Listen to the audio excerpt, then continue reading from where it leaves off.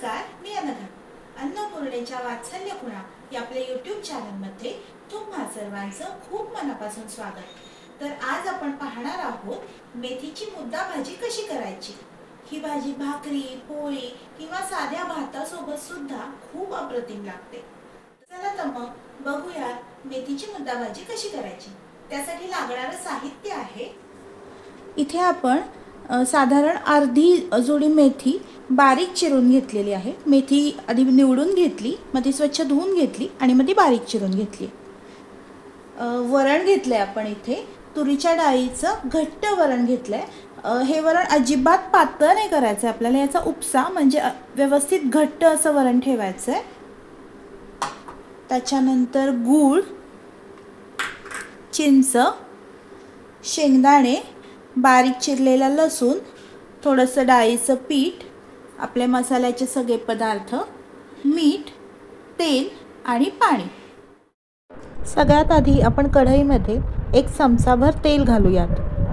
याला आपण फोडणी नाही करणार आहे, नुसत्या तेलामध्ये आपण आधी मेथी परतून घ्यायची आहे. तर त्यामुळं 1 चमचाभरच तेल घालायचं. तेल गरम झालंय, यात सगळ्यात आधी आपण मेथी घालूयात. यामध्ये आपल्याला जे आपण वरण शिजवून घेतलंय ते घालून घ्यायचंय.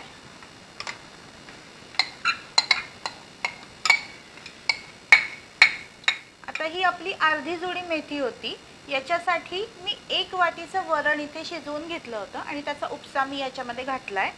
2 मोठ्या लिंबा एवढी चिंच मी भिजत घातली होती आणि त्याचा चिंचेचा कोळ मी केलाय. तो 1 वाटी साधारण झालाय हा चिंचेचा कोळ. साहित्य आता आपल्याला परतून घ्यायचं आहे आधी.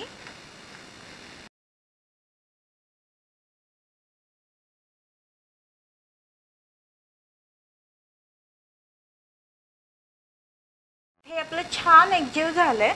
तर आता याच्यामध्ये आपण थोडंसं कन्सिस्टन्सी वाढवण्यासाठी पाणी घालूया.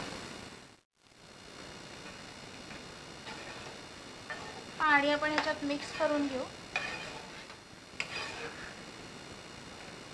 तुम्हाला ही भाजी जितकी पातळ हवी आहे तितकी पातळ तुम्ही करू शकता, पण ही थोडीशी घट्टसर छान लागते. त्यामुळे मी अजून थोडंसं पाणी वाढवते म्हणजे ते आटून आपली व्यवस्थित भाजी शिजल्यानंतर ते कन्सिस्टन्सी व्यवस्थित होईल.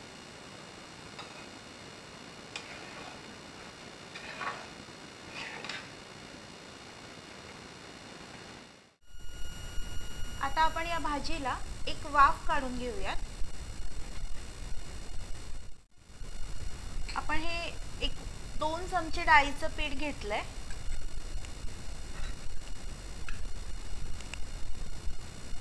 त्यात थोडंसं पाणी घालायचं आपल्याला आणि याची एक पातळ स्लरी बनवून घ्यायची. डाळीच्या पिठात गुठळ्या नाही होऊ द्यायच्या. डाळीचं पीठ आपण घालतोय कारण त्याच्यामुळे आपली भाजी छान मिळून येते, त्यामुळे थोडंसं डाळीचं पीठ घालायचं.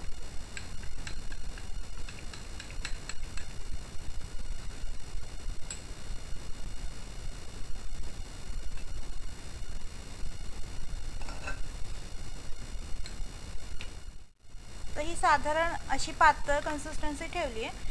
ही तुम्ही कितीही पातळ करू शकता, फक्त याच्यामध्ये गुठळ्या नाही राहणार याची काळजी घ्या. आता ही जी स्लरी आहे ती मी आपल्या भाजीमध्ये घालून मिक्स करून घेऊया.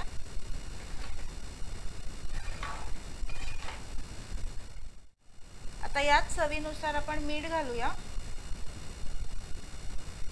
1.5 चमचा मीठ घातलंय.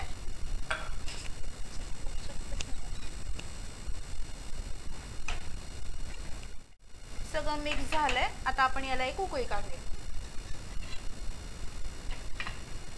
आपली भाजी शिजतीये तोपर्यंत आपण इकडे फोडणी करूयात. या भाजीला आपण फोडणी देत नाही, म्हणजे नंतर आपण त्याच्यामध्ये फोडणी घालतो. तर ती फोडणी आपण इकडे करून घेऊया. सगळ्यात आधी कढईमध्ये आपल्याला 2 ते 3 चमचे तेल घालायचं आहे. या भाजीला वरून जे आपण तेल घालतो किंवा वरून जी फोडणी घालतो त्याच्यात थोडंसं तेल जास्तच चांगलं लागतं. इथे आपण साधारण 2 मोठे चमचे तेल घेतलेलं आहे. तेल गरम झालं की आपण फोडणी करूया. आपलं तेल तापलंय, यामध्ये आपण भरपूर मोहरी घालायची आहे, बारीक चिरलेला लसूण तो पण भरपूर प्रमाणात घालायचा,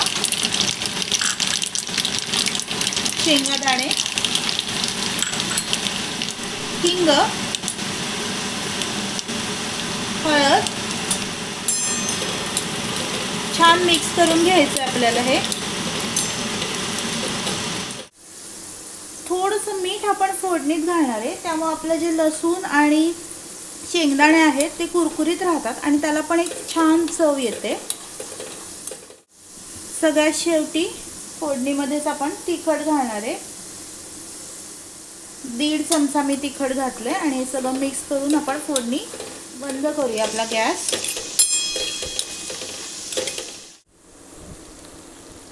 आहा, भाजीला छान उकळी आली आहे।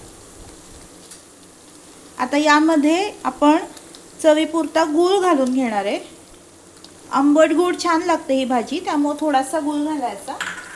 हे एकदा मिक्स करून घेऊयात सगळं।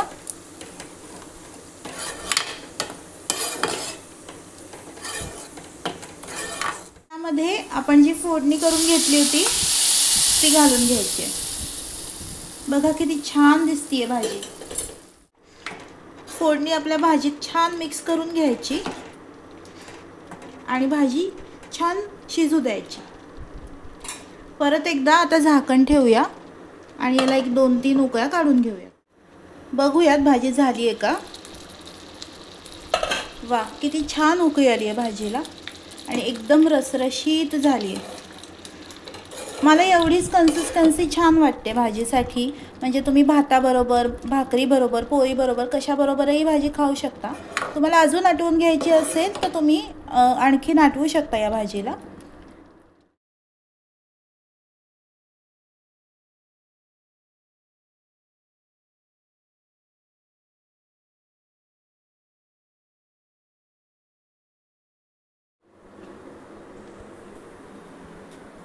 आपली मेथीची मुद्दा भाजी तयार आहे। तुम्हाला जर व्हिडिओ आवडला असेल तर व्हिडिओला लाईक करा, आपल्या चॅनलला सबस्क्राईब करा आणि चॅनलवरती नवीन असाल तर बेल आयकॉन क्लिक करायला विसरू नका, म्हणजे या पुढील जे व्हिडिओज येतील त्याचं नोटिफिकेशन सर्वात आधी तुमच्यापर्यंत पोहोचेल। धन्यवाद।